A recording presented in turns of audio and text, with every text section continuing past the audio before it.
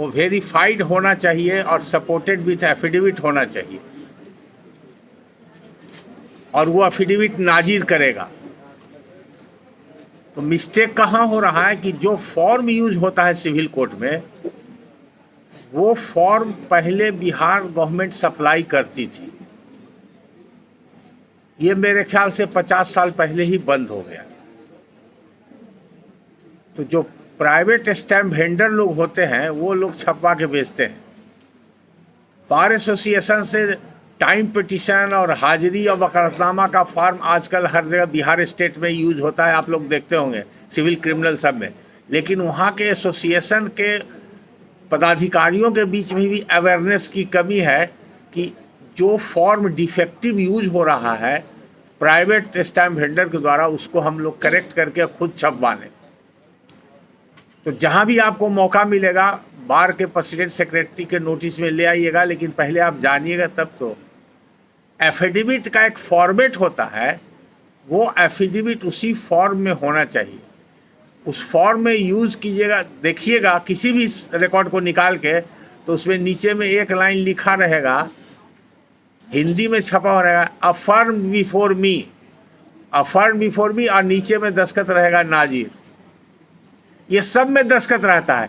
उसी दस्तखत को लोग ये समझते हैं कि एफिडेविट है, वकील लोग भी समझते हैं और जुडिशियल ऑफिसर लोग भी समझते हैं। उसी को हाई कोर्ट ने कंसीडर किया है और बताया है। तो आपको अपेंडिक्स में सीपीसी का जो तीसरा पार्ट है अपेंडिक्स, उसमें समन्स का फॉर्म दिया हुआ है, उसमें रिपोर्ट कैसे होगा ये भी दिया हुआ है, और उसमें लिखा हुआ है कि नाजिर करेगा। और सिविल कोर्ट रूल्स में, जैसा कि अभी आप एक ऑफिसर ने कहा कि सिविल कोर्ट रूल्स में उसका प्रोविज़न है, वहाँ भी प्रोविज़न है कि नाजिर shall be the oath commissioner. और सिसदार वो भी ओथ कमिश्नर होता है। तो पहले उसको सिसदार को डेलीगेट करना पड़ता था under the provisions of Indian oath act. अब वो रूल्स में जो अमेंड कर दिया गया, तो रूल्स के हिसाब से सिसदार is ex officio oath commissioner. जैसे ही उस सिसदार की पोस्टिंग होगी मुंसिफ कोर्ट में, सब जज कोर्ट में या डिस्ट्रिक्ट कोर्ट में, डिस्ट्रिक्ट जजेस के कोर्ट में, वहाँ पर वो ऑटोमेटिकली ओथ कमिश्नर हो जाए। तो अभी हम बात कर रहे हैं नाजिर के जुडिक्शन के बारे में। वहाँ पर नाजिर ही ओथ कमिश्नर होगा। वो प्यून दूसरे जगह उसका एफिडेविट नहीं करा सकता। अगर वो अकॉर्डिंग टू लॉ एफिडेविट है, then it is acceptable and reliable. The court may accept that and proceed accordingly. अगर आपको डाउट इंटरटेन होता है, तब दूसरा प्रावधान है ऑर्डर 5 रूल 19। ऑर्डर 5 रूल 19 में the court may examine the process server peon on oath. बहुत लोग पूछते हैं कैसे एग्जामिन करेंगे। आप उनको बाजाब्ता सम्मन इशू कर सकते हैं। चूँकि वो कोर्ट का स्टाफ है, ऑल दी टाइम नज़ारत में वो अवेलेबल रहता है, तो अपना कोर्ट प्यून से भी उसको बुलाया जा सकता है, भेज करके ओरली उसको कॉल करके एज ए विटनेस बुलाया जा सकता है। और ऑन ओथ उससे सर्विस रिटर्न में क्या लिखा है इसके बारे में आप एग्जामिन कर सकते हैं। और अगर एग्जामिन करने में कंट्राडिक्शंस है, वेरिएशंस है, सेटिस्फैक्ट्री उसका स्टेटमेंट नहीं है, तो आप उस रिपोर्ट को एक्सेप्ट नहीं करना है। हर हालत में कोर्ट को एक जुडिशियल ऑर्डर पास करना है। ये प्रावधान कहाँ मिलेगा? Here is the provision that judicial officer has to apply its judicial mind to proceed further after examining the report of the process server peon. Here is the provision. ज्योति तो बहुत पढ़ती हो, हैं? ऑर्डर 5 रूल 10, ऑर्डर 5 रूल 10 में तो summons का प्रावधान है। उसमें कहाँ है? कोर्ट के लिए कहाँ है? लीला सिविल नहीं की हो अभी तक? नहीं। अब तो स्टडी सीपीसी का है ना, लेकिन अब आउट ऑफ टच हो गया है। चलिए अविनाश जी, anyone can tell where is the provision that duty is cast upon the court to examine the service return? Sunil Kumar, Begusrai, you have not conducted any case civil. Order 9 rule 6 देखिएगा, note कर लिए, अभी देखिए मत बता देते हैं। Order 9 rule 6 में आपको ये डिक्लेयर करना होगा, आपका जुडिशियल ऑर्डर पास करना होगा, रिटर्न सर्विस रिटर्न जो है रिपोर्ट को देखना होगा। अगर पर्सनल सर्विस है तो लिखना होगा कि सर्विस पर्सनल है, सर्विस इज एक्सेप्टेड और सर्विस इज डिक्लेयर्ड वैलिड। अगर रिफ्यूज़ल का है तो ये लिखना होगा कि defendant has refuse, so and so defendant has refuse to receive the summons and the peon has reported, which statement is also supported by 2 witnesses, and process server Pune has been also examined before the Nazir on oath, and Nazir has affirmed that return, it appears that it has been validly done, therefore it is accepted or it is declared valid service. ये आपके judicial order से पता चलना चाहिए। It should not be mechanical order और routine order which is normally written by the bench clerk पेशकार। अगर वो लिखता है तो उसको इतना 2-3 बार गाइड कर दीजिएगा तो जान जाएगा, समझ जाएगा। आपको सिर्फ दस्तखत करने के समय एक नज़र देख लेना है। I know that it is not physically possible for any judicial officer to examine each and every order sheet, routine order which is written by the bench clerk. But you must be conscious. If you are knowing the provision of law, then certainly you will come to the point directly by seeing that what is written by the bench clerk. आँख मूंद के दस्तखत नहीं कीजिएगा, कभी कभी उसमें गलती हो जाएगी, गड़बड़ हो जाएगा, एक बार जरूर देख लीजिएगा। तो ये जानिएगा तब उसको चेक कीजिएगा, पकड़िएगा, इसलिए जानना जरूरी है। अगर मान लीजिए कि आप सेटिस्फाइड नहीं है तो आप कह सकते हैं कि दूसरा समन्स का अपेक्षित दाखिल करें और फिर से री इशू करें, या आप सब्स्टिट्यूटेड सर्विस के लिए जा सकते हैं। ऑर्डर 5 रूल 20 और 21 में जो प्रावधान है उसमें जा सकते हैं। तो सब्स्टिट्यूटेड सर्विस का भी 2 मोड है। एक है स्पेशल प्यून जाएगा और वहाँ पर ड्रम बजा के ओपनली डिक्लेयर करेगा समन्स सूट के बारे में, समन्स के बारे में, और कंस्पिक्यूअस पार्ट पर वो लटका देगा या चिपका देगा और उस तरह का उसका फिर रिपोर्ट आएगा। वो भी रिपोर्ट सपोर्टेड विथ एफिडेविट होना चाहिए। अगर वो नहीं है तो पेपर पब्लिकेशन होगा। कौन सा पेपर में होगा? तो पेपर का डेली न्यूज़पेपर होना चाहिए और जिस एरिया में डिफेंडेड रहता है वहाँ उसका रेगुलर सर्कुलेशन होना चाहिए। और जिस लैंग्वेज में, जिस इलाका का जो लैंग्वेज है उसी लैंग्वेज का, अब गांव देहात में रहता है कोई आदमी तो वहाँ पर अंग्रेजी के अखबार में अगर कर देते हैं तो वो प्ली ले सकता है कि अंग्रेजी हम नहीं जानते हैं, हमारे गांव में अंग्रेजी का अखबार नहीं जाता है या हम अंग्रेजी नहीं पढ़ते हैं। तो इसका भी ख्याल रखना चाहिए। उस पर भी लोग कम ध्यान देते हैं। कभी ऐसा प्ली, ऐसा सब केस लॉ में आया है इसलिए बता रहे हैं। वो भी अभी हाल ही गया का जो मैटर हमने कहा था हाई कोर्ट से सेट असाइड कराए हैं, वो एडीजे कोर्ट से अपील में एक्स पार्टी हियरिंग करके और डिस्पोजल कर दिया appeal. I challenge that appeal on the ground that the service was not proper, जबकि अदर साइड के वकील का कहना था कि पेपर पब्लिकेशन हो गया है और पेपर पब्लिकेशन को वैलिड सर्विस माना जाएगा। आप लोग भी आंख मूंद करके पेपर पब्लिकेशन को एकदम मान लेते हैं। It is not a sacrosanct और गॉस्पेल ट्रूथ। पेपर पब्लिकेशन के लिए there is a requisite pre condition when you will pass order for paper publication. Paper publication को अवॉइड करना चाहिए। उसका 2 कारण है। एक तो कॉस्टली है, एक्स्ट्रा बर्डन पड़ता है प्लेंटिफ्स के ऊपर। आजकल बहुत कॉस्ट आ गया है। हाई कोर्ट में हम लोग पब्लिकेशन कराते हैं तो किसी पब्लिकेशन में 50,000 से कम नहीं लगता है एक नोटिस का, और साइमल्टेनियसली 2 पेपर में कराना पड़ता है। वो और एकदम लकीर का फ़कीर है हाई कोर्ट कि आप टाइम्स ऑफ इंडिया में और जो नामी अखबार है उसका रेट ज़्यादा होता है। इस मिथक को मैंने पहली बार तोड़ा कि कहाँ लिखा हुआ है कि इसी अखबार में करावे। उसके पीछे कारण है, अंदर की बात बताते हैं। वो स्टाफ लोग का नेक्सस है, प्रेस वाले से और प्रेस के एजेंट से स्टाफ लोग का। तो जो सबसे जिसका हम लोग कोटेशन मंगा लेते हैं, क्लाइंट अगर होशियार है या अपने एजेंसी से मंगा लेते हैं, जो सबसे लोएस्ट देता है तो आजकल 15,000 से लेकर 18,000 मैक्सिमम 20,000 में हम लोग का हो जाता है। 40 से 50,000 पहले लग जाता था। तो अब कई पेपर में होने लगा। जब कोई पेपर नहीं था तो यहाँ सबसे सस्ता पेपर था आज, उसमें करवाते थे। आज बंद हो गया, तब प्रभात खबर में करवाते थे, उसमें बहुत सस्ता था, 300 400 500 में करता। तो प्री रिक्विजिट कंडीशन है कि वो जिस लैंग्वेज में, जिस एरिया का आदमी है, वहाँ जो लैंग्वेज प्रिवेलेंट है उस लैंग्वेज का अखबार होना चाहिए और डेली न्यूज़पेपर होना चाहिए, तो उसको वैलिड माना जाए। लेकिन उसके पहले आपको फाइंडिंग देना होगा कि ये प्लेंटिफ का ड्यूटी है और साथ साथ कोर्ट का ड्यूटी है कि summons should be served personally.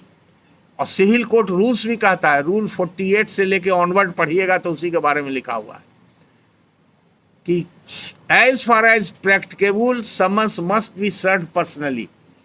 और स्पेशली उस केस में जहाँ पर कि आपको एक्सपार्टी जजमेंट पास करना है या एक्सपार्टी डिग्री पास करना है, उसको एग्जामिन कर लेना चाहिए। अगर पर्सनली नहीं हुआ तो जो रिकॉग्नाइज्ड मोड ऑफ सर्विस है उसको आपको वैलिडली डिक्लेयर करना पड़ेगा इन टर्म्स ऑफ ऑर्डर 906। उसके बाद भी अगर आप सेटिस्फाइड नहीं है ऑर्डर 906 के स्टेज में, तो आप कह सकते हैं कि आप सब्स्टिट्यूटेड सर्विस दीजिए। आइदर स्पेशल प्यून जाएगा, स्पेशल एक समन लेकर के जाएगा और जो उसमें प्रोसीजर प्रेस्क्राइब्स है by beat of drum announce करेगा पब्लिकली, और तब वहाँ पर किसी ऐसे जगह पर जहाँ की सार्वजनिक स्थान लगे वहाँ पर नोटिस टांग देगा या चिपका देगा। सर, यदि समन सर्विस रिपोर्ट आता है, सर्विस रिपोर्ट में लिखा रहता है कि डिफेंडेंट बाहर रहते हैं, हाँ, मुंबई में रहते हैं, वो सर्विस नहीं हुआ। तो फिर क्या? हाँ, एक सवाल आया, आप लोग ध्यान से सुनिए। अगर प्रोसेस सर्वर प्यून गया और लिखता है कि बाहर रहते हैं, नहीं रहते हैं, तो बाहर रहते हैं तो दो तरह का रिपोर्ट आता है। कभी कभी प्यून को सही जानकारी रहती है, अब बताने वाला आदमी रहता है तो बाहर कहाँ रहते हैं वो एड्रेस भी लिखता है कभी कभी, और सही में जानकारी नहीं है तो पता चलेगा कि बाहर रहते हैं, कहीं पर उनका पता नहीं पता चला, कोई एड्रेस अवेलेबल नहीं। और जानबूझ करके जो ऐसा इवेड करता है, सर्विस जो इवेड करने वाला चालाक डिफेंडेंट होता है, वो लिखवा देता है उसे, कॉल्सिव रिपोर्ट जिसको बोलते हैं। इसीलिए यूज होता है वर्ड, जब एक्सपार्टी सेटिंग के साइड का पिटीशन देखिएगा 9 रूल 13 में, तो ऑलमोस्ट 2 वर्ड कॉमन होता है, वकीलों कहते हैं कि समन वाज सर्व्ड बाला बाला। बाला वाला मतलब keeping out the defendant from service of summons. उसको जानबूझ करके कॉलिसिव एक्शन ले करके प्रोसेस सर्वर प्यून को मेल में ला करके और एक फॉल्स और कॉलिसिव रिपोर्ट दिखा देता है कि लेने से इनकार किया, 2 गवाह के सामने टांग दिया, तो डिफेंडेंट को ये प्ली अवेलेबल है कि बाला वाला मामला हुआ, तो उसको बोलते हैं फ्रॉडुलेंट सपरेशन ऑफ सर्विस। ऐसा भी केस हो सकता है, सब पर केस लॉ मिलेगा आपको। तो वो जब ऑर्डर 913 के स्टेज में जाइएगा तब वो ऐसा सिचुएशन आपको देखने को मिलेगा।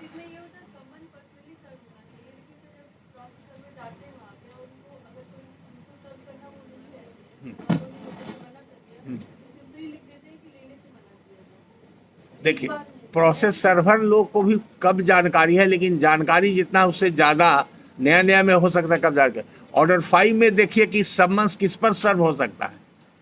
घर का कर्ता अगर कोई है तो हो सकता है, एनी एडल्ट मानी मेजर मेल मेंबर है उसके ऊपर हो सकता है, एजेंट, मास्टर, सर्वेंट, किसी के ऊपर समन्स हो जाता है वैलिड सर्विस माना जाता है।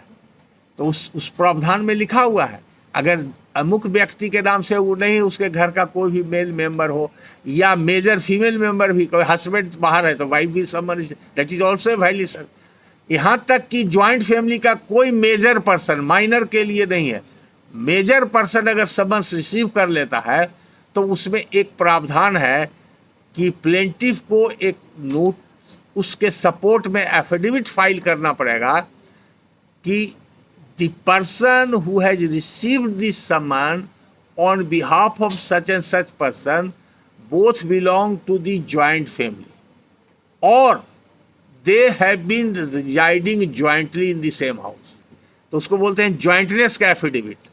ये लोअर कोर्ट के वकील लोग बहुत कम जानते हैं, कम इस्तेमाल करते हैं, आप लोग नहीं जानते हैं तो इसलिए वैसा ऑर्डर भी नहीं करते हैं कि भाई समन गया ए को और बी रिसीव कर लिया, who is B, there is no connection between A and B, तो there must be some sort of connection कि अगर बी रिसीव कर लिया तो how it will be binding on A, तो अगर उसका फैमिली मेंबर है, उसका रिलेटिव है, उसका सर्वेंट है, उसका मैनेजर है, उसका क्लर्क है, उसका गार्ड है, बॉडी गार्ड है, नाइट गार्ड है, कुछ भी समहाउ वो उसके अटैच्ड है या उसके कंट्रोल में है इन एनी कैपेसिटी, तो ये प्रिजम्पशन होगा कि वो उसको नॉलेज हो गया, क्योंकि वो रिपोर्ट अगर कोई सर्वेंट ले लेगा तो इमीडिएट तुरंत रिपोर्ट करेगा, मास्टर को रिपोर्ट करेगा। आप लोग की तो कॉमन प्रैक्टिस है, हम लोग ऑफिस में बैठे रहते हैं, पोस्टल आर्टिकल आता है, कुरियर आता है, पार्सल आता है, घंटी बजाता है, तो ड्राइवर मेरा या कोई प्यून रहा तो गया, सर पोस्टल या आर्टिकल आया है, या लेके रख लो, तो वो लोग रिसीव कर लेता है, या नीचे में गार्ड रहता है, नाइट गार्ड रहता है, कोई रिसीव कर सकता है, तो वो माना जाएगा कि किसके, वो इम्प्लॉयड ऑथोरिटी है। All those type of persons are implied authority to receive and accept summons on behalf of their master और प्रिंसिपल, जो भी उसका है प्रमुख व्यक्ति। तो ऐसा केसेस में अगर रिपोर्ट से ही पता चलता, तो हर हालत में रिपोर्ट सपोर्टेड विथ एफिडेविट होना चाहिए। अगर मान लीजिए कि पर्सनल सर्विस है और सर्विस पर्सनल सर्विस में उसको भी रिपोर्ट प्रोसेस सर्वर प्यून को उसी तरह से लिखना है, उसके लिए अलग कोई प्रावधान नहीं है, सारा क्राइटेरिया वही है, उसको भी एफिडेविट करना पर्सनल सर्विस में भी, ये नहीं कि पर्सनल सर्विस है तो नहीं करना। तो personal service is a very good service, primary कह सकते हैं, वही फर्स्ट क्लास सर्विस है, उसी को मानना चाहिए। उसके बाद फर्दर स्टेप लेने की जरूरत है। जहाँ पर रिफ्यूज़ल है वहाँ पर ये सब पैराफर्नेलिया लगाया गया है, क्योंकि इसमें धोखाधड़ी, फ्रॉड, कंसीलमेंट ऑफ फैक्ट, ये सब कॉल्यूसिव रिपोर्ट की संभावना बनती है, इसलिए उसको एग्जामिन किया जाता है। तो ऑर्डर 9 रूल 6 में आके आपको ये जुडिशियल माइंड अप्लाई करके आपको लिखना पड़ेगा, सर्विस इज वैलिड, सर्विस अपना लैंग्वेज जिस तरह से चाहिए लिखिए, इससे पता चलना चाहिए कि you have examine the service return.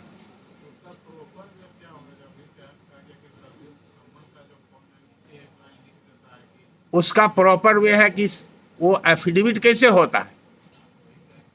Affidavit आप एफिडेविट नहीं किया है, ये वकील है, ये एफिडेविट में होगा I son of so and so so and so, तब do hereby declare that I, वो सारा फैक्ट्स रहना चाहिए उसमें। अगर ऊपर में रिपोर्ट में लिखा हुआ है सेम फैक्ट, नीचे में अगर रिपोर्ट नहीं करता है तो लिखेगा whatever I have written in my report is true to my personal knowledge, ये तो लिखेगा, तो उससे कॉर्पोरेट हो जाएगा। हाँ हाँ, उसमें प्लेंटिव देता है।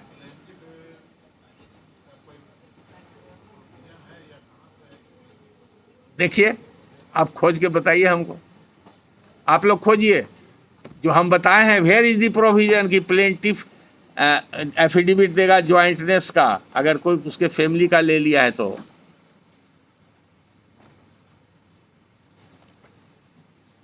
देखे हो मोबाइल में, देखो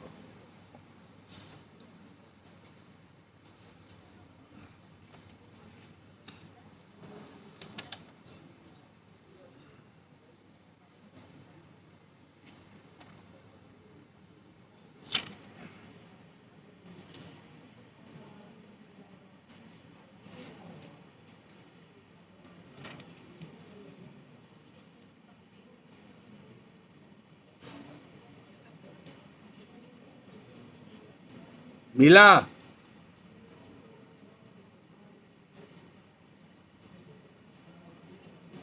नहीं मिला।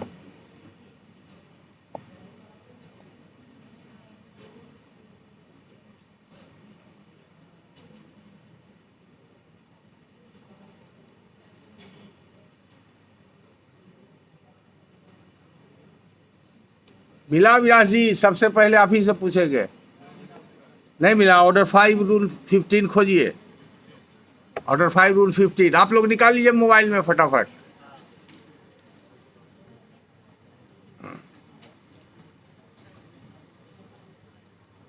पढ़ लीजिए, नहीं समझ में आएगा तो हम एक्सप्लेन करेंगे।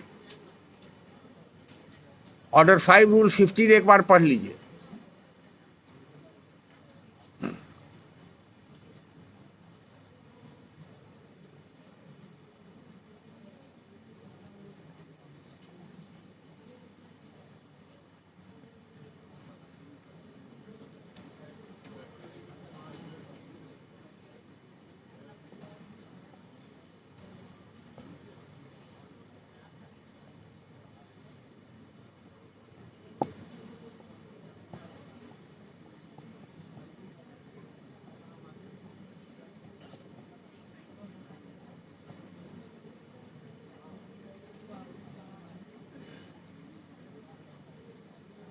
नहीं मिला है ना, जो हम बता रहे हैं पता चला कहाँ पर है, 15 में।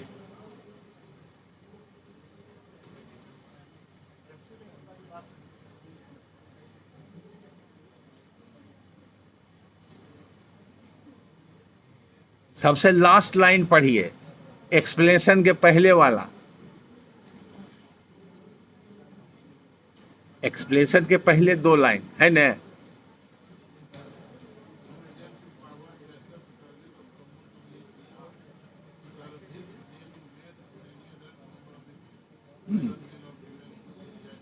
हाँ, अब इसी से इंटरप्रेट हुआ कि अगर adult member of the family है तो उसी फैमिली का वो है कि नहीं। अगर मान लिए हमारे फैमिली का ही आदमी है और मेरा घर यहाँ पर है एकेडमी में मान लीजिए, और मेरा ब्रदर है जो रहता है लंदन में, तो कैसे रिसीव कर लेगा?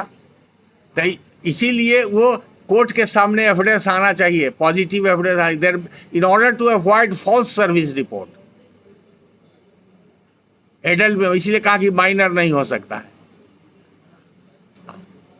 और यहाँ पर क्लियर कर दिया सर्वेंट ऑल्सो रिसीव कर सकता है, लेकिन in the capacity of servant करेगा और लिखेगा कि हम उनके सर्वेंट हैं, तो वो उसके बारे में भी उसको सर्टिफाई करना पड़ेगा कि हाँ इसका सर्वेंट है कि नहीं। अब डिफेंडेंट कह सकता है कि हमारा कोई सर्वेंट नहीं है, लेकिन वो फैमिली मेंबर में सर्वेंट नहीं आएगा, इसीलिए नीचे में एक्सप्लेनेशन दे दिया गया। तो आप लोग ऑर्डर 5 का जितना भी प्रोविज़न है रूल में, सब 1 बाय 1 पढ़िएगा, जो भी हम बताएं सब क्लियर हो जाएगा। एक बार ध्यान से पढ़े। मोड ऑफ सर्विस है रूल 10 में कि कैसे सर्विस होगा, तो यहाँ पर भी लिखा हुआ है service of summon shall be made by delivering और tendering a copy thereof signed by the जज और such officer as he appoints in this behalf and sealed with the seal of the court. तो summon इसी से पता चलता है कि 2 कॉपी जाएगा। बाई डिलीवरिंग और tendering a copy thereof, rule 10 से पता चलता है कि एक कॉपी टेंडर कर देगा तो उसके पास रह जाएगा। तो कोर्ट के पास क्या आएगा?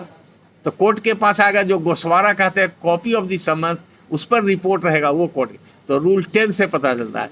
रूल 11 से कहता है सर्विस ऑन सेवरल डिफेंडेंट्स, ये कहता है सेव एज अदरवाइज प्रेस्क्राइब, मतलब और आगे जो प्रोविजन है उसको छोड़ करके where there are more defendants than one service of the summons shall be made on each defendant.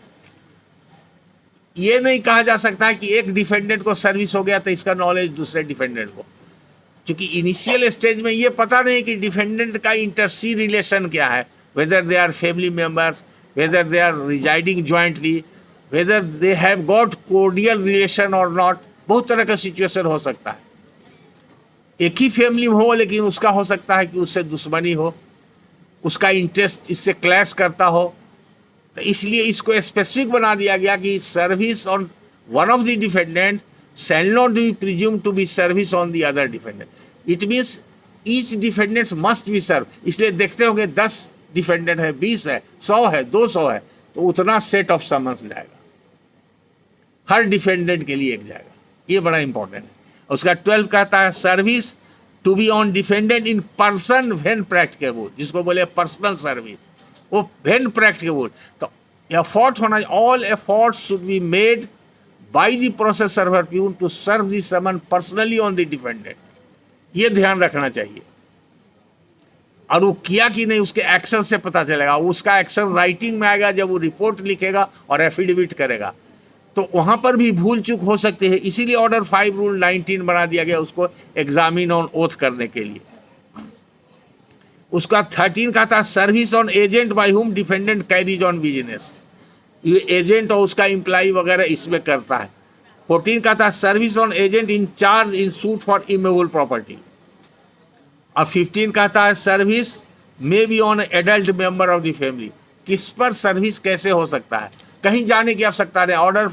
Order 5 is a complete answer to entire process right from the issuance of summons till the service report is examined by the court. इसी में सब देख रहे हैं, इसके beyond नहीं जाना है। 16 कहता है person serve to sign an acknowledgement. वो एक कॉपी टेंडर करेगा तो दूसरे कॉपी गोस्वारा पर वो दस्तखत करेगा, दैट इज एक्नॉलेजमेंट। ये 16 कहता है। 17 कहता है procedure when defendant refuses to accept, तो आपको बता चुके जब रिफ्यूज करेगा तो गवाही लेगा, दस्तखत बनाएगा, नोटिस टांगेगा। 18 कहता है endorsement of time and manner of service. इतना स्पेसिफिक लिखा हुआ है, every step that is to be required to be taken by the processor. जब वो कर लेगा तो वो लिखेगा टाइम, डेट एंड मैनर, ये सब लिखा रहेगा सर्विस रिपोर्ट। तब 19 में आएगा एग्जामिनेशन ऑफ सर्विंग ऑफिसर। अगर इसके बावजूद भी आप सेटिस्फाइड नहीं है तो आप उसको समन करके बुला करके ओथ पर एग्जामिन करेंगे, अपना रिपोर्ट वो कैसे दिया, कब दिया, कहाँ गया, आप खुद जीरा कर सकते हैं। वहाँ पर तो कोई रहेगा नहीं, प्लेंटिव का वकील उसको जीरा नहीं करेगा, वो तो उसके सपोर्ट में दिया गया और उसको जीरा करेगा नहीं। It is the discretion, judicial discretion of the court concern to satisfy judicial mind so far as correctness, validity and legality of the service report submitted by the particular process server pune is concerned। इस बात का ख्याल करना है। सारा जवाबदेही court का है और कोर्ट जीरा कर सकता है, कोर्ट पूछ सकता है सवाल। वर्ड आया है एग्जामिन। एक बार बहुत पहले आप ही लोग के क्लास में लगता है शुरू में एग्जामिनेशन एंड क्रॉस एग्जामिनेशन पर बहुत बहस हुआ था। Examine includes both. एक होता है ना, एविडेंस एक्ट में प्रोसीजर बना हुआ है कि जो the party who will call the witness will examine that witness and adversary party will cross examine witness and after that the first party may re examine the witness and after re examination then again adversary party will. Section 137 and onward evidence act क्या कहता है? यही कहता है examination, cross examination and re examination. तो everything all includes within examination. तो court will examine touching the report submitted by the serving officer.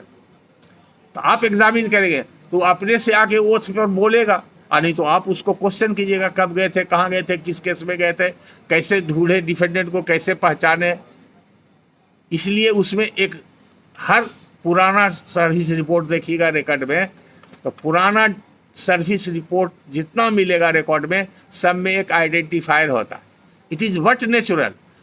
मान लीजिए एक गांव है यहाँ से 50 किलोमीटर की दूरी पर और वहाँ एक डिफेंडेंट रहता है, कोर्ट पटना में है, पटना से 50 किलोमीटर गांव में उसको कोई कनेक्शन नहीं। हाउ विल आइडेंटिफाई कि यही राम है, कि यही मोहन है, ये श्याम है? तो there must is some person who is suppose to identify that person. तो जनरली क्या करता है, पहले वाले होशियार लोग थे, करते थे, आजकल जो गड़बड़ रिपोर्ट रहता है इससे भी डाउट होता है, पकड़ा जाता है। वो लिखेगा कि हम गांव के चौकीदार को खोजे, चौकीदार नहीं मिला तो पंचायत का कोई सदस्य मिल गया, वार्ड सदस्य मिल गया, मुखिया मिल गया, सरपंच मिल गया। इतना तरह का आजकल पंचायती राज में है, कोई न कोई व्यक्ति मिल सकता है। और अगर नहीं तो गांव में, हर गांव में गांव का एक प्रधान होता है, या अगर प्रधान नहीं है तो उस गांव का कोई भी ग्रामीण उसको आइडेंटिफाई कर लेगा ग्रामीण। तो एक आइडेंटिफायर का भी वो सिग्नेचर लेता है और उसमें लिखता है कि हम अमुक गांव में गए, अमुक व्यक्ति को खोजा जिसकी पहचान अमुक व्यक्ति ने किया। तो ये कंप्लीट रिपोर्ट होगा। अब सब्स्टिट्यूटेड सर्विस 20 में बता ही दिया आपको। अब 21 में कहता है service of summons when defendant reside within jurisdiction of another court. अब मान लीजिए पटना से आप समन भेज रहे हैं, बॉम्बे जाएगा, तो उसके लिए ही है। या आपको पटना से भेज रहे हैं छपरा मान लीजिए, तो उसके लिए ही है। या पटना से हाजीपुर भेज रहे हैं, जो टेरिटोरियल जुडिक्शन बदल जाता है। आपका जुडिक्शन जो टेरिटोरियल डिफाइन है उसी के अंदर आपका जुडिक्शन है। बियॉन्ड टेरिटोरियल जुडिक्शन है तो उसका प्रोसीजर है वो इसमें दिया हुआ है। वहाँ का आपके यहाँ के नज़ारत से वो जाएगा, वहाँ के नज़ारत में वहाँ डिस्ट्रिक्ट कोर्ट में जाएगा, डिस्ट्रिक्ट कोर्ट से उसको डायरेक्शन मिलेगा वहाँ का नज़ारत, फिर वहाँ का प्रोसेस सर्वर प्यून ले करके जाएगा। फिर 22 में है प्रेसिडेंसी टाउन के लिए, तो प्रेसिडेंसी टाउन का आपको जरूरत ही नहीं है। 23 कहता है duty of court to which summon is sent. जब आप भेज दीजिएगा उस कोर्ट को, तो अगर उसका ड्यूटी नहीं डिफाइंड रहता तो करता ही नहीं कि हमको क्या जरूरत है, ये मेरे कोर्ट का तो है ही नहीं।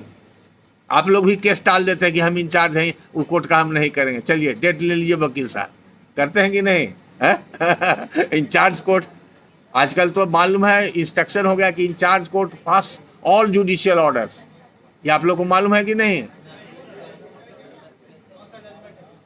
जजमेंट नहीं, हाई कोर्ट का इंस्ट्रक्शन है। आप वहां पता कीजिएगा सिलसिलेदार से जहां पोस्टिंग है आपकी, डिस्ट्रिक्ट जज के सिलसिलेदार के पास लेटर है। उसके बाद भी लोग नहीं कर रहे। हमारे पास बहुत जुडिशियल अफसर का आया है और वकीलों लोग का शिकायत आया है कि इन लोग को सब करने का पावर है लेकिन नहीं कर, खास करके अर्जेंट मैटर में, सिविल केसेज में। क्रिमिनल में तो है आपका वो सक्सेसर वाला थ्योरी खत्म हो गया, जिनके पास जो केस गया सारा काम कर सकता है। क्रिमिनल तो आप लोग जान गए। सिविल में गड़बड़ी है क्योंकि सिविल से लोग भागते हैं, अवॉइड करते हैं, तो उस सारा काम कर सकते हैं आप। अब उसके बाद क्या, हाई कोर्ट का सर्कुलर है, हाई कोर्ट का सर्कुलर है। आप डिस्ट्रिक्ट कोर्ट में जहां हैं वहां पता कीजिएगा। अप्लीकेशन सब जगह सर्कुलेट हो चुका है। बहुत लोग तो पास भी किए हैं ऑर्डर मेरिट पर। सब कुछ कर सकते हैं। तो आप खोज लीजिएगा अपने यहाँ, नहीं मिलेगा तो हम आपको प्रोक्योर करके, मेरा नंबर भी आप लोग के पास है ना, ज्योति बता देना, बता देंगे। अवेलेबल होना चाहिए मेरे ख्याल से। उसके बाद 24 में है service on defended in prison, और फिर है service where defended reside out of India. अलग अलग, तो बहुत कम आप लोग को मौका मिलेगा। ये बेसिक चीज है, इसके बारे में। फिर फॉरेन कंट्रीज के बारे में है, ये सब बहुत कम आपको मौका मिलता है या मिलेगा।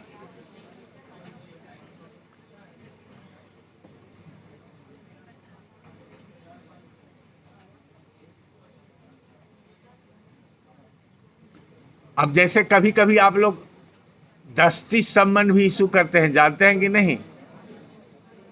सुने हैं दस्ती सम्मन? दस्ती सम्मन से मतलब क्या समझते हैं? नहीं समझते हैं? दस्त माने हाथ होता है। दस्त का माने हाथ होता है, माने हाथों हाथ आप डिलीवर कर दिए। तो अगर मान लिया प्लेंटिफ को देते हैं दस्ती सम्मन, या डिफेंडेंट को देते हैं किसी कार्य के लिए सम्मन देते हैं, जनरली यूज होता है कि विटनेस नहीं आ रहा है, दस्ती सम्मन दे दिया जाए, या कोई विटनेस से डॉक्यूमेंट कॉल फॉर करना है वहाँ पर। ये प्रोसेस सर्वर के लिए भी कभी कभी दिया जाता है एक्सट्रीम केसेज में, क्योंकि प्रावधान है तो आप दे सकते हैं। लेकिन मान लीजिए कि प्लेंटिफ ले गया दस्ती सम्मन, वो खुद फॉल्स रिपोर्ट बना देगा कि रिफ्यूज कर दिया, तो इसलिए इस स्टेज में नहीं, अदर स्टेज में दस्ती सम्मन दिया जाता, तो हैंड टू हैंड दे दिया जाता है, प्लेंटिफ रिसीव कर लेता। तो for that purpose that plaintiff और defendant who has received the summons from the court, such person is bound to serve, और अकॉर्डिंग टू सर्विस जैसा प्रावधान है उसी प्रावधान से ऑर्डर 5 के वो माना जाएगा he is a process server officer of the court for the purpose of serving summons.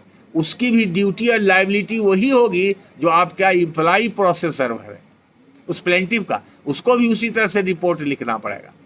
और इसीलिए वो प्लेंटिफ लोग जब देता है, अविनाश जी आपको याद होगा बाढ़ में हर वकील करते हैं लेकिन कोई नहीं जानता है, सब गलत हो रहा है और हर पूरे बिहार में हो रहा है। जैसे ही सर्विस रिटर्न आया, प्लेंटिफ एफिडेविट दाखिल कर देता है कि सर्विस वैलिड हो गया, सर्विस ले लिया, सर्विस एक्सेप्ट कर लिया जाए, प्लेंटिफ कर देता है, पिटीशन दाखिल करता है और एफिडेविट के साथ, या खाली एफिडेविट दाखिल कर देता है। कहीं लॉ में प्रावधान, वो जब दस्ती सम्मन जाएगा और प्लेंटिफ लेके जाएगा तब उसको एफिडेविट करना। अब कभी कब से शुरू हुआ, हम लोग के ज़माने में था, आज से 50 साल पहले भी हम देखे थे कि ऐसा लोग देते थे कि ऑर्डर शीट में आता था बजाबता। हम लोग के टाइम में वादी तामिला के समर्थन में शपथ पत्र दाखिल करेंगे, इनवेरिएबली आता था। वो गलत है। जब वादी अगर समन्स लेगा तामिला करने के लिए तो वो प्रोसेस सर्वर प्यून बन जाएगा। जब प्रोसेस सर्वर प्यून बन जाएगा तो जो लाइबिलिटी और ड्यूटी उसका रिस्पॉन्सिबिलिटी है साइन किया हुआ ऑर्डर 5 में, वो सब एग्जैक्टली उसके ऊपर अप्लाई करेगा। He shall be also responsible and answerable to court. उसको उसी मोड में काम करना पड़ेगा, ये नहीं कि वो मनमानी कुछ करके दे देगा। और उस पर रिलाई भी किया जाएगा तभी जब वो अकॉर्डिंग टू लॉ उसने दिया। तब उसको भी वहाँ पर एफिडेविट के साथ देना है। तो चूंकि प्रोसेस सर्वर को भी देना है, इसलिए उसको भी एफिडेविट के साथ देना है। उसका लोग गलत माने लगाने लगे कि रिपोर्ट चपरासी दे रहा है और एफिडेविट वादी फाइल कर रहा है। ये नहीं होना चाहिए। तो इतना तो समझ गए। अब इससे संबंधित और सवाल आप लोग को जाने का हड़बड़ी रहेगा, इसलिए हम लगता है कि सब लोग आप थके हुए हैं ना।